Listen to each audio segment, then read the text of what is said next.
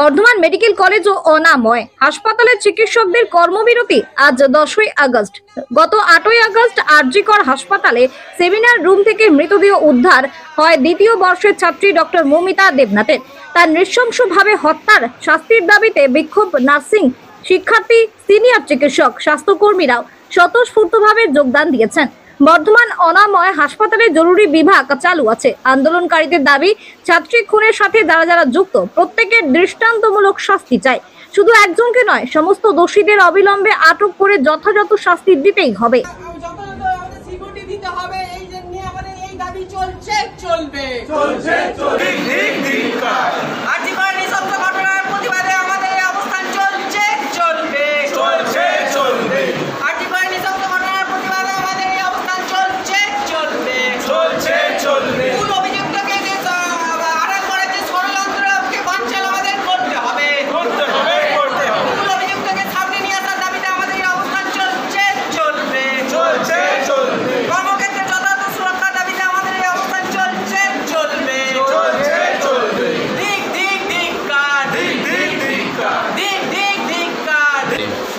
অনাময় হসপিটালে পিজিটি স্যারদের কর্মবিরতি চলছে।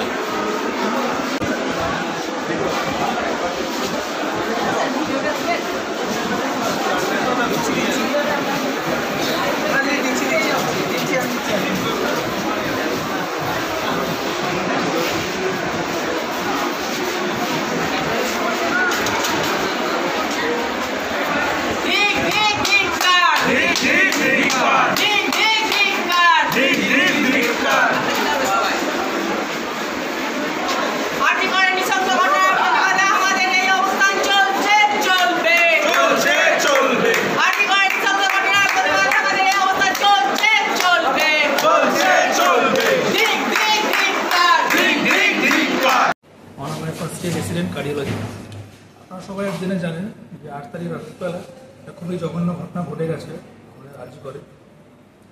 তো এর প্রতিবাদে আমার প্রত্যেক কলেজে সবাই একত্রিতভাবে আন্দোলন চলছে এবং আজকে আমরা আমাদের অনাময়ে সসম্মিলিতভাবে এর প্রতিবাদ জানিয়েছি, একটা বিক্ষোভ দেখানো হয়েছে।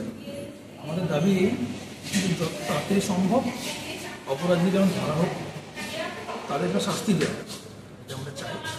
আমার একই সাথে শুধু আরজি করা, প্রত্যেকটা মেডিকেল কলেজে প্রত্যেক স্বাস্থ্যকর্মী, ডাক্তার হোক, নার্স হোক বা অন্য যে কোনো যারা স্বাস্থ্যযুক্ত, প্রত্যেকের জন্য উপযুক্ত নিরাপত্তার ব্যবস্থা করা হয়, যাতে আমরা মুক্তভাবে ভালোভাবে কাজ করতে পারি এবং মানুষের জন্য হাতে হাত মিলিয়ে কাজ করতে পারি।